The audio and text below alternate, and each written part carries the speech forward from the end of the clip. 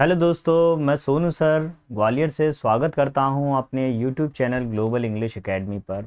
दोस्तों, जैसा कि हम जानते हैं एसएससी सीजीएल 2024 की जो है उनके नोटिफिकेशन जारी हो गए हैं। बेटा, सारे बच्चे तैयारी अभी से करना चालू कर दीजिए। जब एग्ज़ाम आ जाएगा तो आपको पता भी नहीं चलेगा कि समय कितनी तेज़ी से निकल गया।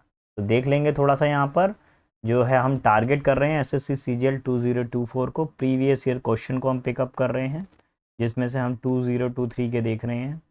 अच्छा, यहाँ पर आज सेट नंबर कितना है? 16 सेट नंबर है। इससे पहले बेटा मैं क्वेश्चन नंबर सेट नंबर 1 से लेकर 14 तक मैं करवा चुका हूँ। आप मेरे पिछले वीडियोस में जाकर देख सकते हैं। एक प्लेलिस्ट बना हुआ है एस टारगेट एसएससी सीजीएल, है ना, 2024। और जल्द ही बेटा मैं आप लोगों के लिए एमटीएस की भी सीरीज़ लेकर आने वाला हूँ 2024 की। तो ये जल्द ही प्रोसेस स्टार्ट होगा। अगर आपको कोई भी कैसा भी डाउट आता है तो मेरा गिवन कॉन्टैक्ट नंबर है, आप मुझे व्हाट्सएप भी कर सकते हैं। तो चलिए दोस्तों, शुरू करते हैं अपनी वीडियो को। यहाँ पर आज पेपर सेट नंबर 15 है। थोड़ा सा डेट चेक करिए, 19/07/2023। और शिफ्ट कितनी है? थर्ड नंबर शिफ्ट है।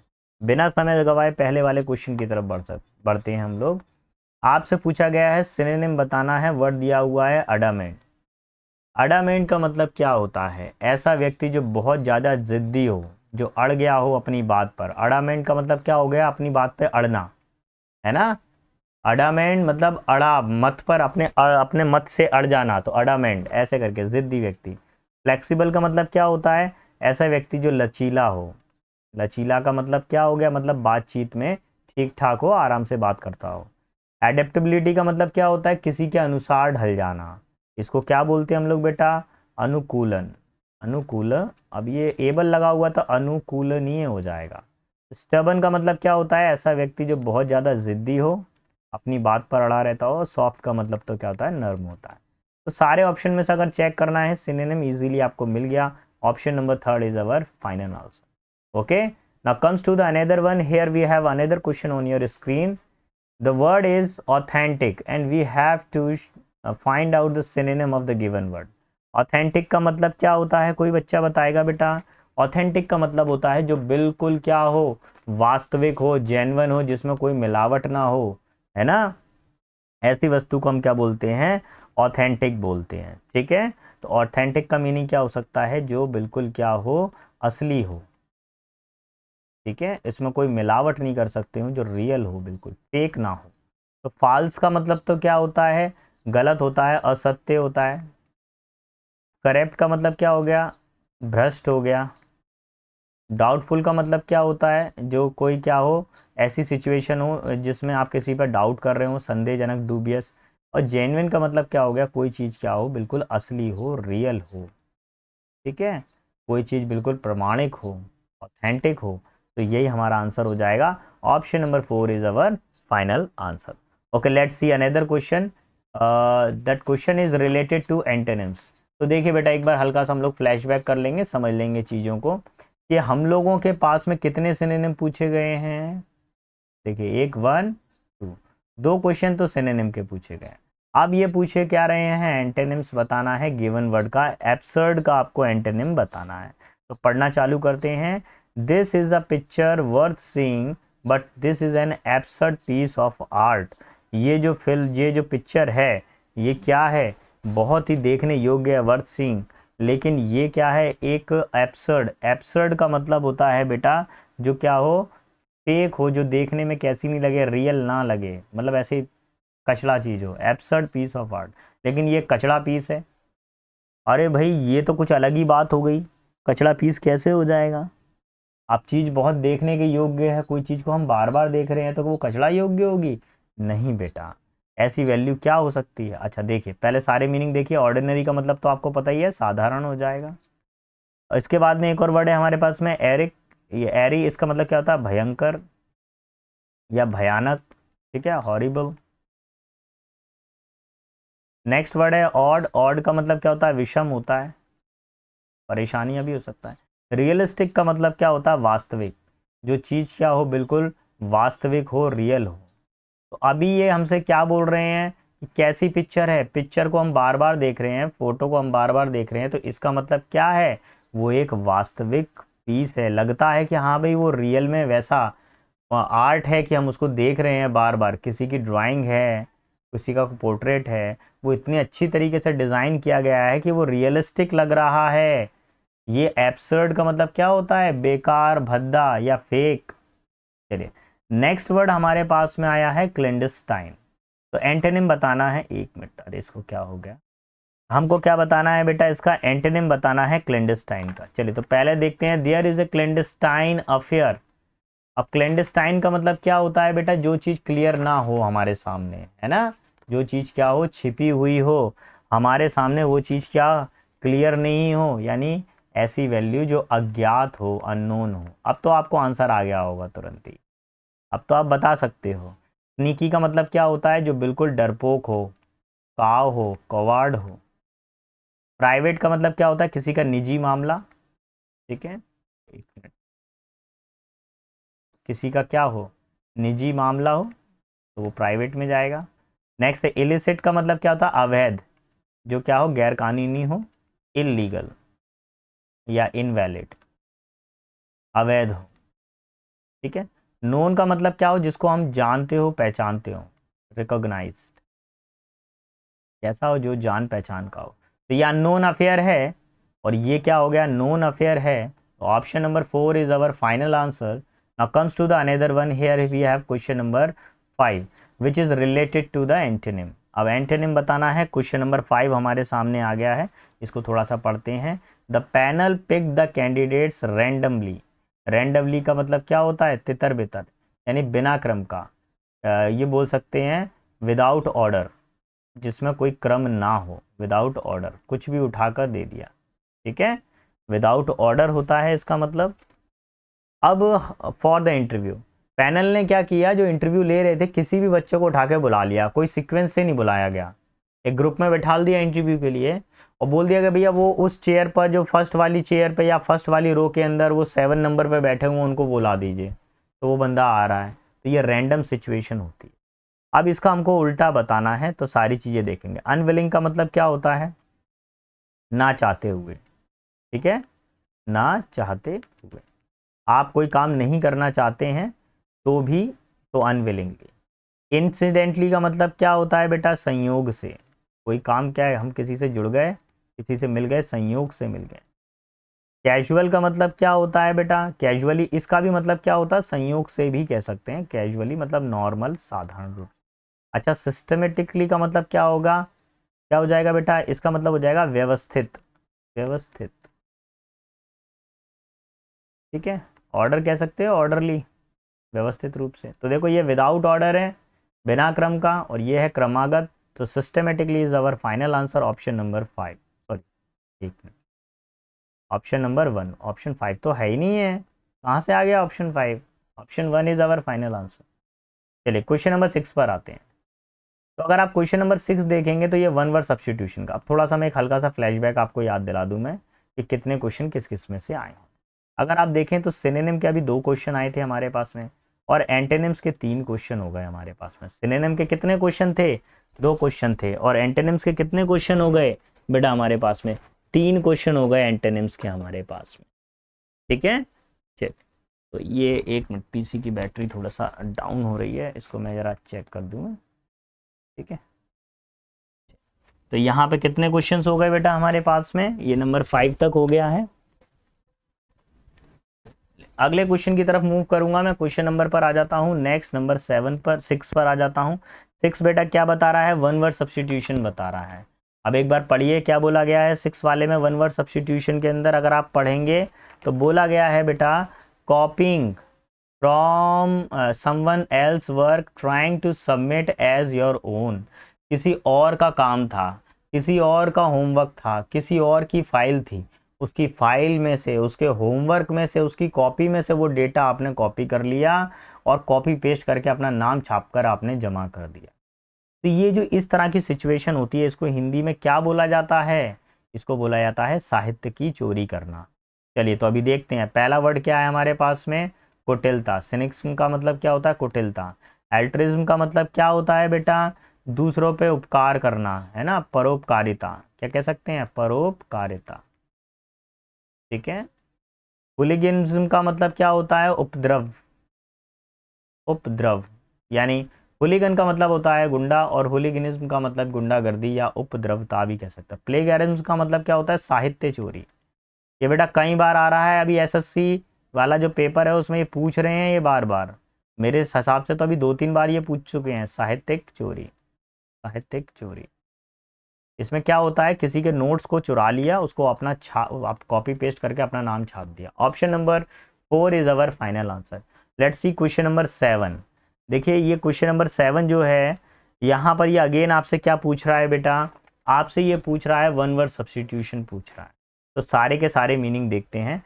Government by the wealth, wealth का मतलब क्या होता है? धन संपदा। क्या होता है? धन संपदा। अब इसमें जैसे ही वर्ड आया गवर्नमेंट, गवर्नमेंट का मतलब होता है क्रेसी। तो देखिए क्रेसी, क्रेसी, क्रेसी। ठीक है तो सारे के सारे ही क्रेसी, लेकिन सब में थोड़ा थोड़ा सा अंतर। पहला वाला थियो, थियो का मतलब होता है गॉड, यानी कि भगवान के द्वारा चलाया गया शासन या भगवान के अनुयायियों द्वारा चलाया गया शासन, तो धर्मतंत्र कहलाता है, देवतंत्र भी कह सकते। नेक्स्ट है हमारे पास में ऑटोक्रेसी। ऑटोक्रेसी के अंदर क्या मतलब होता है? एक तंत्र, यानी एक ही व्यक्ति शासन करेगा। डेमोक्रेसी, भारत क्या है बेटा, कैसा देश है? डेमोक्रेटिक है ना, तो प्रजातंत्र। और प्लूटोक्रेसी का मतलब होता है बेटा धनिक तंत्र, यानी धनवान लोगों के द्वारा चलाया गया शासन, धनिक तंत्र। Option number 4 is our final answer. क्या है? ऑप्शन नंबर 4 हमारा क्या है? फाइनल आंसर है। चलिए नेक्स्ट नंबर 8 पर आते हैं। अगला क्वेश्चन क्या कह रहा है? नंबर 8 वाला देखिए। अच्छा अब देखिए ईडियम एंड फ्रेजेस का आ गया क्वेश्चन, तो मैं थोड़ा सा फ्लैशबैक करूं आपको। देखिए मैंने यहाँ पर सिनोनिम के 2 क्वेश्चन कराए हैं आपको, एंटोनिम के कितने पूछे हैं? 3 पूछे हैं, और वन वर्ड सब्स्टिट्यूशन के इन्होंने कितने पूछे हैं? 2 क्वेश्चन पूछे हैं यहाँ पर। ठीक है, अब हम चर्चा करने वाले हैं ईडियम एंड फ्रेजेस की। अब देखते हैं ईडियम एंड फ्रेजेस का कितना पूछा गया। गो टू द डॉग्स, क्या लिखा हुआ है? गो टू द डॉग्स, इसका मतलब होता है बद से बदतर होना, बद से बदतर होना, मतलब ऐसी स्थिति होना, बहुत ज़्यादा स्थिति खराब होती जाना। तो विन सपोर्ट मतलब समर्थन जीतना। क्या होता है विन सपोर्ट का मतलब? समर्थन लेना या समर्थन जीतना। ठीक है, समर्थन जीतना, जीतेना नहीं, जीतना। ठीक है, और टू विन द रेस मतलब रेस को जीतना। टू बिकम वर्स, अब वर्स का मतलब क्या होता है? बद से बदतर हो जाना। यही इसका आंसर है, ऑप्शन नंबर 3, बद से बदतर हो जाना। This is our final answer. बाकी देखिए टू स्टैंड ऑन ग्राउंड, इसका टू स्टैंड ऑन गार्ड इसका मतलब होता है पहरे पर खड़े होना, पहरेदारी देना, पहरे पर खड़े होना या पहरेदारी देना।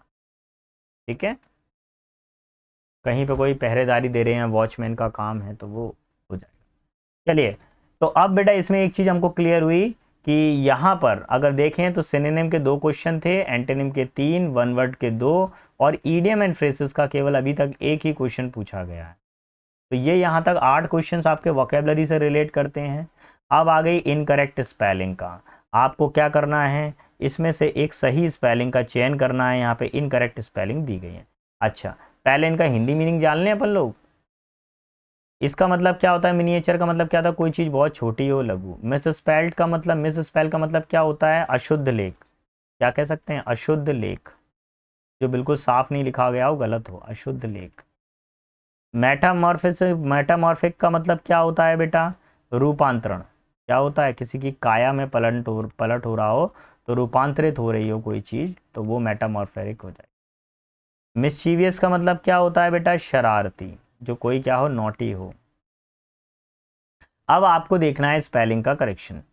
ये मिनिएचर की स्पेलिंग ठीक है, यहाँ पर मिस स्पेल की स्पेलिंग गड़बड़ है। इधर पे एक एल और जुड़ना चाहिए, हटेगा कुछ भी नहीं, एक जुड़ेगा।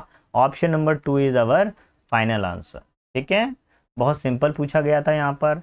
इनकरेक्ट स्पेलिंग दोबारा पूछी गई है, इसको भी समझ लेते हैं। देखिए स्प्राउट, स्पेलिंग सही है। स्प्राउट का मतलब क्या होता है? अंकुरित होना। क्या होता है? अंकुरित होना। फल वगैरह में से अंकुर निकलते हैं, होना। जैसे चने होते हैं, ग्रैम होते हैं, चनों को क्या करते हैं? भिगो देते हैं ना आप लोग।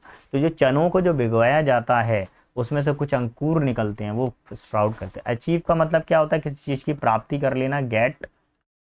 लॉयल्टी का मतलब क्या होता है? वफादारी। क्या होता है? लॉयल्टी, वफादारी। अब देखिए ट्रेजरी की स्पेलिंग यहाँ पे थोड़ी सी गलत है, यहाँ पर एक वर्ड जुड़ेगा, ये जो जहाँ मैंने स्लैश मार्क लगाया यहाँ पे एक वर्ड जुड़ेगा, ई जुड़ेगा। तो ट्रेजरी का मतलब क्या हो जाएगा, धन संपदा, खजाना भी कह सकते हैं, क्या कह सकते हैं इसको, सबसे बढ़िया वर्ड आ जाएगा खजाना। क्या आ जाएगा, खजाना। ठीक है, this is our final answer, option number 4। Okay, now comes to another one. Here we have question related to error, और एक क्या बोला गया है, select the appropriate option that can be substituted the underline segment. भैया underline तो की नहीं, अंडरलाइन सेगमेंट को पहले मैं अंडरलाइन कर दूं, कितना सेगमेंट अंडरलाइन हो सकता है देख लेता हूं मैं, अभी कर देता हूं। इधर से लेकर ये यहाँ तक ना, नहीं नहीं नहीं, इतना अंडरलाइन होगा, यहाँ से लेकर यहाँ तक अंडरलाइन होगा, इतना पार्ट अंडरलाइन है, और आपको चेंज करना। आपको सीधा सा मालूम है ईदर के साथ में क्या आता है बेटा, और आता है, किसका ग्रुप बना हुआ है, ईदर और का ग्रुप बना हुआ है, कहाँ पर है, और ये लगा हुआ है। Option number 2 is our final answer, ज़्यादा विचार करना ही नहीं है। सर क्या फ्रेज है, ईदर के साथ में कौन सा पेयर कंजंक्शन है कि और आता है, हमारा फाइनल आंसर ऑप्शन नंबर 2, ज़्यादा सोचना नहीं था। देखिए इतना फ्री हिट क्वेश्चन दे दिया एसएससी ने, मुझे कभी कभी लगता है कि पता नहीं क्या कर रहे हैं।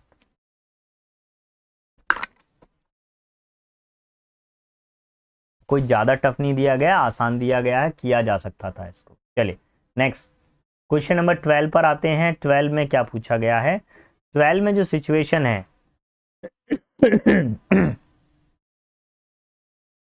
Abhijit feels extremely tired. Extremely tired का मतलब क्या होता है, बहुत थका होना, बहुत, एक मिनट, थका हुआ होना, कोई चीज़ क्या, आप क्या बहुत ज़्यादा वर्किंग आवर करके क्या हुआ, बहुत ज़्यादा थका हुआ होना। After working all day long, पूरे दिन भर काम करने के बाद में अभिजीत कैसा है, बहुत ज़्यादा थका महसूस करता है। बेयर का मतलब क्या होता है, निर्वस्त्र या नंगा। एग्जॉस्टेड का मतलब भी, एग्जॉस्टेड का मतलब क्या होता है, बहुत थका हुआ होना।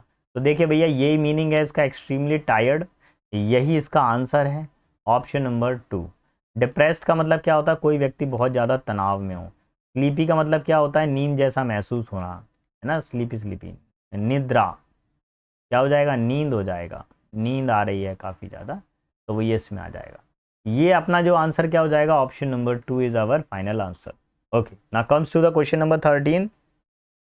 13 क्या कह रहा है, देखिए पेपर में आपको कुछ ऐसे क्वेश्चन भी मिलेंगे कि जिसमें गिवन सेंटेंस दिया हुआ है, उसमें फिल इन द ब्लैंक के अंदर आपको अप्रोप्रिएट वर्ड को यूज करना पड़ेगा। तो सारे मीनिंग देखते हैं। Do not take the wind out of my dash and tell me I am going nowhere with my life. देखिए ये एक पूरा फ्रेज है take the wind out of my tails. बेटा ये एक पूरा फ्रेज है, इसमें मैं कुछ कर नहीं सकता हूँ, जैसा का जैसा फ्रेज दिया हुआ वैसे ही आपको याद करना पड़ेगा। And tell me I am going nowhere with my life. देखिए यहाँ पे बोट तो होगा नहीं, सेल्स भी नहीं होगा, विंग्स भी नहीं होगा, option number 4 is our final answer. पूरा फ्रेज क्या है, take the wind out of my sail. तो कभी कभी ईडियम एंड फ्रेजेस इस तरीके से भी आ सकता है एग्जाम के अंदर। ये हमारा फाइनल आंसर होगा option number 4। Now comes to question number 14। 14 क्या कह रहा है, जल्दी जल्दी पढ़िए बेटा 14 वाली सिचुएशन में क्या दिया हुआ, अब ये होमोनियम आ गया है, क्या आ गया बेटा, होमोनियम्स आ गया। एक बार आप लोग इसको पढ़े हैं, the perfume she uses has a strong dash scent. पहला वाला जो सेंट है बेटा क्या है, वो सैंड की सेकंड फॉर्म है। जो सैंड होता है ना, सैंड का मतलब भेजना होता है, उसकी क्या है बेटा, ये सेकंड फॉर्म है। ठीक है, अच्छा दूसरा वाला सैंड का मतलब क्या होता है, उतरना, आप कहीं से उतर कर आ रहे हैं तो सैंड ये हो जाएगा, नीचे की तरफ उतर। सेंट का मतलब क्या होता है, महक। और ये वाला सेंट क्या होता है, प्रतिशत में देखा है परसेंट वाला, तो ये प्रतिशत वाला है, परसेंट वाला सेंट। अभी क्या हो रहा है, परफ्यूम का क्या आएगा बेटा, परफ्यूम की महक आएगी। Option number 3 is our final answer. Okay, is it clear to you? Now comes to the another one. Here we have question related to the no error section और एरर फाइंडिंग सेक्शन। अब क्या करना है इसके अंदर, कैसे करना है देखिए। She rarely approach nobody to talk about the problem that she was facing. वो मुश्किल से ही किसी के पास जाती है अपनी समस्याओं को डिस्कस करने के लिए या अपनी समस्याओं के ऊपर बातचीत करने के लिए, है ना, जिस समस्या से वो जूझ रही हैं। तो देखिए ध्यान से, 3-4 वर्ड है, मैं इकट्ठा आपको बता देता हूँ, उन्हीं वर्डों को ध्यान रखिए। रिपीट पूछते हैं एसएससी एग्ज़ाम वाले, डोंट वरी, एग्ज़ाम में कहीं ना कहीं पे आपको ये कंसेप्ट देखने को मिल जाएगा, और ये हर साल एडवर्ब में से, इस कंसेप्ट में से ये लोग कहीं ना कहीं पे पूछते हैं। देखिए 4 वर्ड हैं, हार्डली, स्कार्सली, रेयरली, बैरली। चारों का मतलब ही क्या होता है, मुश्किल से होता है। अब एक चीज़ ध्यान रखिए, इनके साथ में कभी भी बेटा आप सम का यूज़ नहीं करेंगे। दूसरी बात, इनके साथ में कभी नो का यूज़ नहीं करेंगे। इसका यूज़ होगा, एनी का यूज़ होगा। इसका यूज़ करेंगे एनी का। तो देखिए क्या लगा हुआ है, नो बडी। क्या लगा हुआ है, नो बडी। मैंने बोला ना नो का यूज़ नहीं करना, यहाँ पे समबडी भी लगा होता तो भी गलत हो जाता, अभी ये गलत है। तो नो बडी की जगह पर, इस नो बडी की जगह पे कौन सा वर्ड आना चाहिए बेटा, इसकी जगह पर आना चाहिए एनी बडी। तो this is our final answer, option number 4। Sir क्यों, देखो एक वर्ड लगा है रेयरली, एक वर्ड लगा है रेयरली। रेयरली के साथ में कभी भी बेटा सम और नो वाली सिचुएशन ना लगाएं, क्या लगेगा बेटा, एनी वाली सिचुएशन लगेगी। ठीक है, नो बडी वाला ध्यान रखें, है ना। नॉट आ सकता है कभी कभार, अगर ये नहीं, नॉट का यूज भी नहीं होगा इसमें, नॉट नहीं होता क्योंकि वो ऑलरेडी नेगेटिव हैं ये सारे के सारे। ठीक, नंबर 16 पर आ जाएंगे। नंबर 16 क्या कह रहा है, ये भी ग्रामर से मिलता जुलता एरर है, और इसको कैसे सॉल्व करेंगे इसको देख लेते हैं। इसके लिए पहले आप एक स्ट्रक्चर लिख लीजिए अपनी कॉपी के अंदर, तब आपको समझ में आएगा, क्योंकि ये स्ट्रक्चर्स कुछ बच्चों को पता नहीं होते हैं, खासकर जो बच्चे स्टार्टअप वाले हैं उनको तो कुछ जानकारी ही नहीं रहती है। तो इसीलिए बेटा ये स्ट्रक्चर मैं यहीं करा देता हूँ, और एग्ज़ाम में हमेशा डबल स्ट्रक्चर, डबल पार्ट वाले स्ट्रक्चर ज़रूर आते हैं पेपर में। तो देखिए क्या लगा हुआ है, बिफोर। क्या लगा हुआ है, बिफोर। बिफोर के बाद में सब्जेक्ट आ रहा है, सब्जेक्ट आ रहा है। बिफोर के बाद में वर्ब की फर्स्ट फॉर्म आ रही है, आ रही है। ऑब्जेक्ट आ रहा है, ऑब्जेक्ट आ रहा है। यानी बिफोर के बाद वाले सेंटेंस में तो कोई प्रॉब्लम ही नहीं है। बिफोर से पहले वाले पर आइए, क्या दिया हुआ, प्रीथा, ये सब्जेक्ट हो गया। विल आ रहा है, विल के बाद में बीन आ गया। विल बीन ये कभी एक साथ होता है क्या, ये तो ऐसे देखने में एरर लग रहा था। विल बीन नहीं, यहाँ पे एक चीज जुड़ेगी इस जगह पर। क्या जुड़ेगा, यहाँ पे जुड़ेगा हैव। तो क्या बनेगा, विल हैव बीन। इस जगह पे क्या जुड़ेगा बेटा, हैव जुड़ेगा, will have been. Option number 1 is our final answer. तो देखो ना यहाँ हैव जुड़ा हुआ है। अच्छा सर यहाँ तो बीन आ गया, वर्ब की फोर्थ फॉर्म आ गई, तो ज़्यादा कंफ्यूज ना रहें आप, इतने से ही मतलब रखें बस, विल हैव आना चाहिए। बिफोर से पहले विल हैव, और बिफोर के बाद में वर्ब की फर्स्ट फॉर्म। ठीक है, Preeta will have been cooking, इसका होना चाहिए द प्रीता विल हैव, यहाँ से बीन को भी हटा दीजिए पूरा का पूरा, कुकिंग को भी हटा दीजिए, कुकड कर दीजिए, अब सही हो जाएगा। अब समझ में आ रहा है आप लोगों को, Preeta will have cooked the meal of your own choice before you reach to the home. ठीक है, जब तक आप घर पहुंचोगे, आपके घर पहुंचने से पहले प्रीता आपकी पसंद का जो भोजन है वो बना चुकी होगी। This is our Hindi meaning. Okay, now comes to question number 17. A very important question which is related to the active voice. Here we have question. Most of the Earth's surface, this is object, is covered. This is verb third form by then subject. अब देखिए object आ रहा है, is आ रहा है, verb की third form आ रही है, bye plus subject आ रहा है। एक फॉर्मूला जरूर ध्यान रखें, एक्टिव वॉइस में सब्जेक्ट वर्ब की फर्स्ट फॉर्म या फिफ्थ फॉर्म प्लस ऑब्जेक्ट। ठीक है, if you are going to make it into passive voice, so first you need to pick up the object. We have pick up the object, thereafter is am, are, verb third form, by, then subject. Clear? अब ये जो formula दिया हुआ है कौन सा वाला दिया हुआ है, पेसिव वॉइस दिया हुआ है। कौन सा वॉइस बनाना है, क्या पूछ रहे हैं, एक्टिव वॉइस बनाना है। एक्टिव वॉइस में शुरू हो जाइए, यहाँ पे इज लगा हुआ है, तो अब बस ये देखिए इज कहाँ कहाँ पे लगा हुआ है। ये तो हैज़ लगा है, कैंसल। इज लगा हुआ है और कवरिंग आ रहा है, थोड़ा सा भी मैं इसको होल्ड करके रखता हूँ। गड़बड़ है। इज एमआर के साथ में थर्ड फॉर्म है, हमको क्या चाहिए, फर्स्ट फॉर्म और वर्ब की फिफ्थ फॉर्म, इतना देखना है। इज कवरिंग नहीं होगा, कवर्स कौन सी फॉर्म है, वर्ब की फिफ्थ फॉर्म है। चलिए इसको थोड़ा सा होल्ड करते हैं, एक और चेक करता हूँ। हैज़ बीन, ये तो हो ही नहीं सकता, तो बस एक ही ऑप्शन बचता, option number third is our final answer. Option number third is our final answer, फॉर्मूले को मैच करेंगे तो। अब देखिए अगेन एक और फॉर्मूला पूछा गया है, तो पहले फॉर्मूला मैं बना दूं जिससे बच्चों को तकलीफ ना हो। तो देखिए सब्जेक्ट प्लस वर्ब की सेकंड फॉर्म प्लस ऑब्जेक्ट, ये ऑब्जेक्ट उठकर पहली प्लेस पर आ जाएगा तो ये ऑब्जेक्टिव सब्जेक्ट बन जाएगा। सब्जेक्ट वर्ब की सेकंड फॉर्म है तो किस में कन्वर्ट होगा, was verb, third form by, और ये जो सब्जेक्ट है ये सब्जेक्ट क्या बन जाएगा, ऑब्जेक्ट बन जाएगा। तो अब ये वैल्यू है हमारे पास में, बस अब शुरू हो जाइए। The Mesopotamian subject second form हो गया, द डेसिमल ये ऑब्जेक्ट हो गया। तो जैसे सेकंड फॉर्म हमारे पास में आ गया बेटा, है ना, जैसे सेकंड फॉर्म आ गया तब आपको क्या करना है बेटा, इस सिचुएशन के अंदर आपको लाना है वाज वर और थर्ड फॉर्म। क्या पहले वाले में वाज वर दिया हुआ है, कैंसिल कर दीजिए। दूसरे वाले में दिया हुआ है वाज इन्वेंटेड, थोड़ा सा होल्ड करके रखेंगे, चेक करते हैं अगला वाला आएगा कि नहीं आएगा। हैज़ बीन दिया हुआ है, ये नहीं होगा। इज दिया हुआ इन्वेंटेड, ये भी नहीं होगा। तो option number two is our final answer. क्या लगाओगे, ऑप्शन नंबर टू लगाओगे। तो एक्टिव पैसिव वॉइस के कितने क्वेश्चन आ रहे हैं, मिनिमम वो आपसे 2 क्वेश्चन पूछ ही रहे हैं, हर सेट के अंदर 2 क्वेश्चन आ रहे हैं एक्टिव पैसिव वॉइस के, ठीक है। अब क्वेश्चन नंबर 19 सबसे टफेस्ट पार्ट में से ये एक होता है, हम पढ़ते जाएंगे, कोशिश करते जाएंगे और बढ़ते जाएंगे, ठीक है। देखिए भाई, आप लोगों को अगर मेरा पढ़ाना पसंद आ रहा है, आपको लग रहा है कि सर हमारे लिए मेहनत कर रहे हैं, कुछ अच्छा कर रहे हैं, हमें वो कंटेंट मिल रहा है जिसकी हमें रिक्वायरमेंट है, एग्ज़ाम से पहले सर हमारा एक क्विक रिवीजन हो रहा है, सर जो पेपर सेट आप दे रहे हैं उसमें हमको कुछ चीज़ें समझ में आ रही है, तो प्लीज़ मेरे चैनल को लाइक शेयर सब्सक्राइब और जो भी कुछ होता है भैया वो सब कुछ कर देना, अपने सारे ग्रुप में इधर उधर जहाँ पर भी आपका ग्रुप हो शेयर कर दीजिए, ठीक है। समझ में आए तो कर देना भैया, नहीं समझ में आए तो कोई दिक्कत नहीं है, भले ही मत करना, लेकिन बेटा सिलेक्शन लेकर आओ, सिलेक्शन लेकर आओ। आपका सिलेक्शन होना बेहद ज़रूरी है हमारे लिए। आपका सिलेक्शन होगा ऑटोमेटिकली आप बताएंगे कि हाँ सर आपके आपके पढ़ाने से हमारा सिलेक्शन हुआ, हमें उतने में ही संतुष्टि हो जाएगी, ठीक है।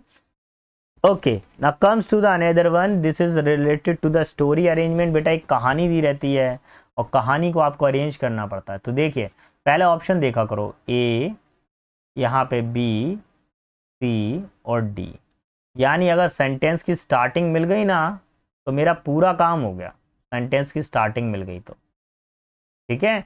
अब वो स्टार्टिंग ढूंढना ही सबसे बड़ा सिरदर्द है। पहली चीज़ तो देखो ये क्या लिखा हुआ, दिस इंटरेस्ट, मैंने आपको पहले ही बताया था कि दिस दैट दीज दोज, अगर ऐसे वाले वर्ड आते हैं दिस दैट दीज दोज, तो इनको सेंटेंस का स्टार्टअप ना मानते हुए आपको थोड़ा सा आगे की तरफ बढ़ जाना चाहिए, है ना। ज़्यादातर ये सेंटेंस को स्टार्टअप नहीं देंगे अपने PQRS वाले पोर्शन में, अगर देते हैं तो वो भी हम देख लेंगे।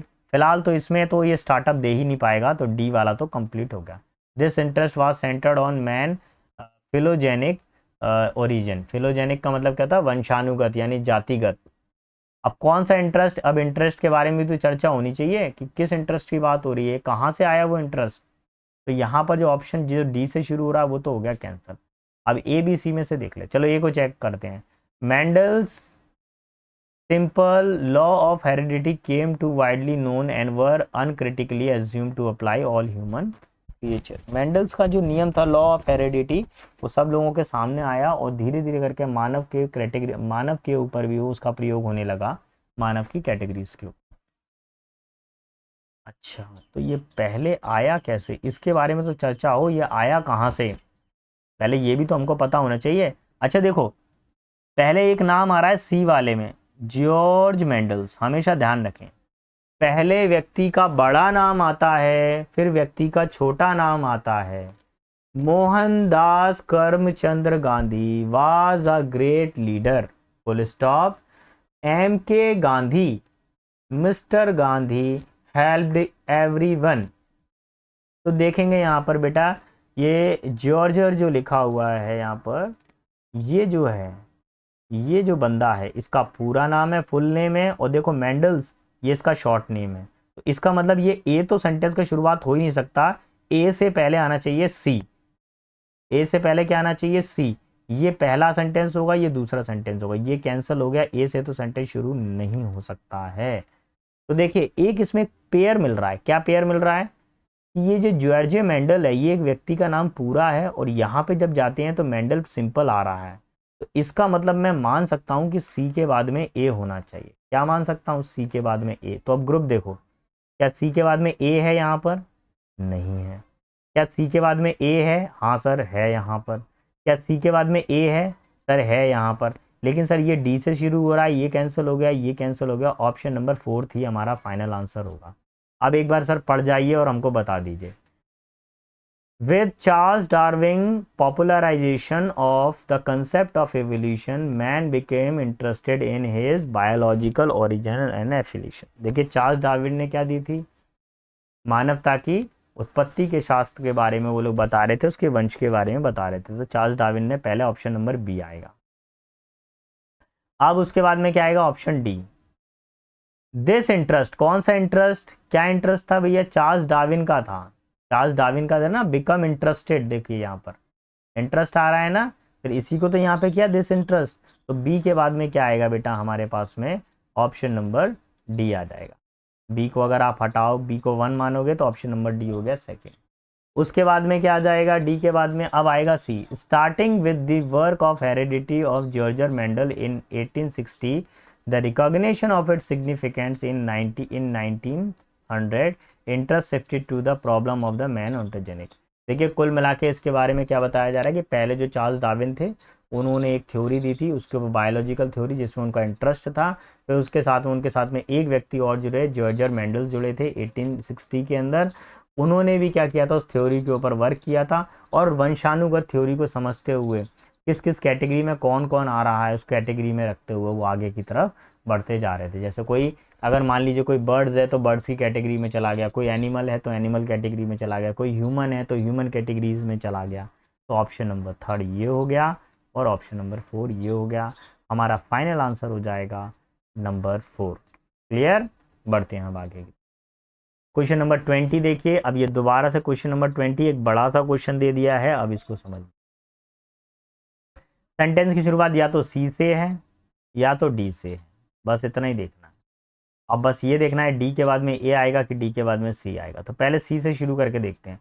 Most of people do not even realize that they have anxiety and take the corrective measure until it amplifies and get out of control. ज़्यादातर लोगों को नहीं पता होता है कि एंजाइटी ने उनके ऊपर हावी हो गई है, और अब उनको आवश्यक कदम उठाने की ज़रूरत है, कहीं एंजाइटी अधिक ना बढ़ जाए।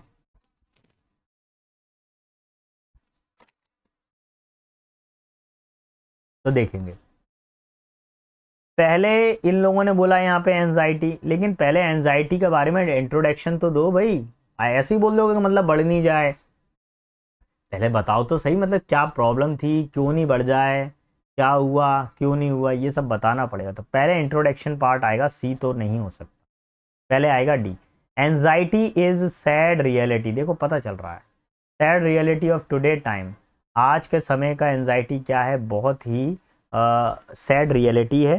Has plugged a number of us in variety different ways. और इसने क्या कर रखा है, कई सारे तरीकों से हमारे ऊपर ये हावी होती जा रही है। तो डी तो सेंटेंस हो गया 1। अब डी के बाद में ए आएगा कि सी आएगा, ये देखना पड़ेगा। ये सिम्टम्स लाइक नर्वसनेस, इसके क्या क्या सिम्टम्स है, nervousness, increase heart rate, healing sorry feeling weak और some starting science of anxiety. देखिए वेराइटीज बता रहा है कि बहुत सारे तरीके से ये लोगों को निगल रही है। लेकिन अब सी वाला ऑप्शन भी पढ़े, most of the people even realized. लेकिन अभी भी कई सारे लोगों को ये रियलाइज नहीं है कि मैं जो है एंजाइटी बढ़ रही है हमारे शरीर के अंदर। तो बेटा अगर प्रॉपरली अगर आप देखें तो यहाँ पर जो ऑप्शन है डी के बाद में सी मैच कर रहा है। पहले वाले ऑप्शन में बोल रहा है कि एंजाइटी आज के समय के अंदर एक बहुत भयानक कटु सत्य है, लेकिन अब ये जो है ये जबकि लोगों को भी ये पता नहीं है कि उनको वो धीरे धीरे करके खा रहा है। तो डी के बाद में सी और फिर आएगा ए सिम्टम लाइक्स, क्या क्या सिम्टम्स आ रहे हैं, नर्वसनेस, लोग नर्वस रहते हैं, इंक्रीज हार्ट रेट बढ़ रही है, फीलिंग वीक, कमज़ोर महसूस कर रहे हैं, स्टार्ट साइन ऑफ एनजाइटी, ये क्या होते हैं, शुरुआती साइन होते हैं एनजाइटी के। वेयर एज जबकि एनजाइटी अटैक्स, जबकि एनजाइटी क्या करती है, sweating, trembling and having a feel of impending danger might suggest advance anxiety level. देखिए एनजाइटी के भी अलग अलग लेवल हैं। पहले लेवल में तो क्या होगा, बंदा नर्वस महसूस कर रहा है, हार्ट रेट इंक्रीज हो रही है, लेकिन दूसरे वाले एनजाइटी लेवल पे क्या होता है, उसको पसीना आता है ना, और उसको बहुत ही ज़्यादा डर लगता है चारों तरफ से कि कहीं कुछ हो नहीं जाए, कहीं कुछ हो नहीं जाए, अननेसेसरी अपने दिमाग के अंदर वो कल्पनाओं को बनाने लगता है। So option number 2 is our final answer. चलिए नंबर 20 पर आते हैं। बेटा अभी तक मैं 20 क्वेश्चन आपको करवा चुका हूँ, जिसमें मैंने आपको synonym, antonym, one word, idiom and phrases, लगभग सारी वोकेबलरी और सारा कंटेंट आपको बता दिया है। अब इसको और देख लेते हैं। We need the energy to move, हमको चलने फिरने के लिए एनर्जी चाहिए।